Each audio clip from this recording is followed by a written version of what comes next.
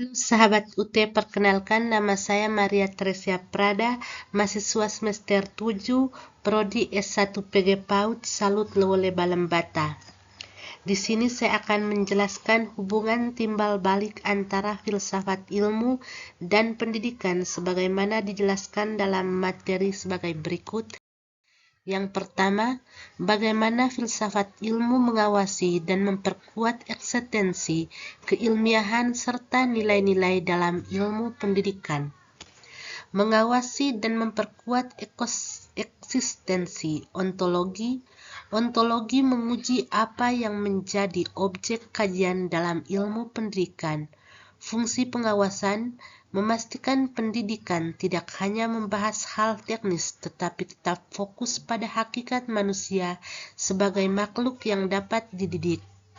Fungsi penguatan memperkokoh posisi ilmu pendidikan sebagai ilmu yang mandiri, bukan sekedar cabang dari psikologi atau sosiologi. Mengawasi dan memperkuat keilmiahan epistemologi. Epistemologi menilai cara mendapat pengetahuan yang valid dalam ilmu pendidikan. Fungsi pengawasan menyeleksi teori-teori pendidikan agar tidak terjebak pada mitos, dogma, atau klaim tanpa bukti empiris. Fungsi penguatan menyediakan metode penelitian yang valid seperti kualitatif, kuantitatif, atau aktivitas research guna membangun teori pendidikan yang logis dan teruji. Mengawasi dan memperkuat nilai-nilai. Aksiologi. Aksiologi menelah 7 pembentukan ilmu pendidikan dan bagaimana ilmu tersebut digunakan. Fungsi pengawasan mencegah pendidikan sekedar menjadi alat industri atau indoktrinis politik yang mengabaikan kemanusiaan. Fungsi penguatan menyelaraskan proses belajar mengajar dengan nilai etika moral dan pembentukan karakter peserta didik. Berikut bagaimana pendidikan yang bermakna dan bernilai turut memperkuat perkembangan filsafat ilmu. Dengan menyediakan kerangka etis, daya kritis, dan referensi sosial terhadap pencarian kebenaran ilmiah. Tanpa nilai dan makna, ilmu pengetahuan hanya menjadi alat teknis yang kering tanpa arah moral. 1. Menanamkan fondasi aksiologi, etika, dan nilai. Arah moral mencegah penyalahgunaan penemuan ilmiah untuk hal destruktif. Tanggung jawab memastikan riset berfokus pada kesejahteraan umat manusia. Integrasi akademik membentuk penelitian yang jujur dan menjauhi manipulasi data. 2. Mempertajam aspek epistemologi, cara memperoleh ilmu. Berpikir kritis, melatih pemikiran radikal, sistematis, dan universitas filsafat. Metodologi benar mengajarkan cara validasi kebenaran, bukan sekedar hafalan teori. Keterbukaan pikiran menumbuhkan sikap spektif yang sehat untuk menguji teori lama. 3. Memperjelas aspek ontologi, hakikat apa yang dikaji, koneksi realitas, membantu ilmuwan memahami dampak nyata dari objek yang mereka teliti. Batas keilmuan menyederhanakan manusia akan keterbatasan akal dan cakupan ilmu pengetahuan. 4. Mendorong integrasi multidisiplin, sintetis ilmu, hubungan ilmu alam, sosial, dan humaniora dalam satu kesatuan makna. Solusi kompleks menghasilkan pendidikan holistik untuk menyelesaikan masalah global.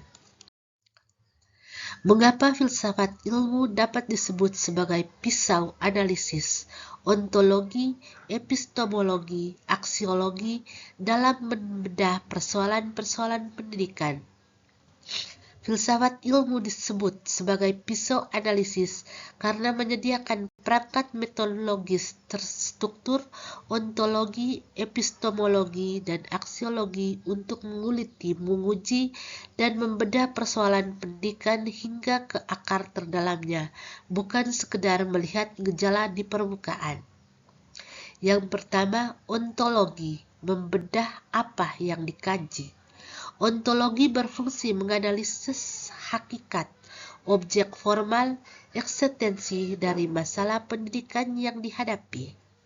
Fungsi analisis menentukan batas dan wujudan nyata dari variabel pendidikan. Contoh kasus, ketika menghadapi masalah kegagalan kurikulum baru, ontologi membedah apa sebenarnya hakikat kurikulum tersebut. Apa mereka yang diajarkan sesuai dengan kodrat perkembangan anak? Apa hakikat keberhasilan yang dicapai? Epistemologi membedah persoalan, mempertanyakan bagaimana cara memperoleh dan mentransfer ilmu tersebut, menguji keabstrakan metode pembelajaran, kurikulum, dan sistem evaluasi, memastikan teori pendidik dibangun di atas metodologi yang sah.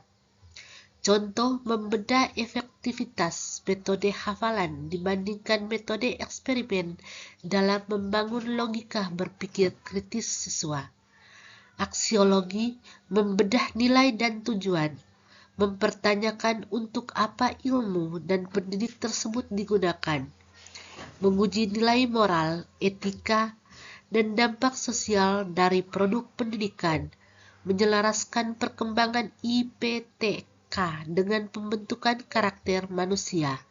Contoh, membedah penggunaan kecerdasan buatan AL di sekolah. Apakah media siswa menjadi masalah atau justru lebih adaptif terhadap masa depan? Mengapa pendidikan membutuhkannya? Pendidikan bukan sekedar aktivitas teknis mengajar di kelas, melainkan sebuah sistem kompleks yang serat dengan kepentingan ideologi, sosial, dan ekonomi. Filsafat ilmu bertindak sebagai alat bedah agar pengambilan kebijakan guru dan masyarakat tidak terjebak pada gejala permukaan, melainkan mampu menemukan akar masalah dan menciptakan solusi pendidikan yang visioner serta manusiawi. Untuk melihat bagaimana pisau ini bekerja pada kasus yang lebih spesifik, kita bisa membedah isu tertentu.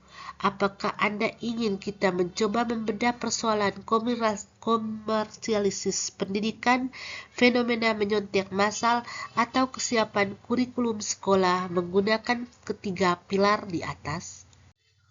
Yang terakhir, contoh konkret penerapan filsafat ilmu dalam praktek pendidikan, misalnya dalam kebijakan kurikulum atau proses pembelajaran.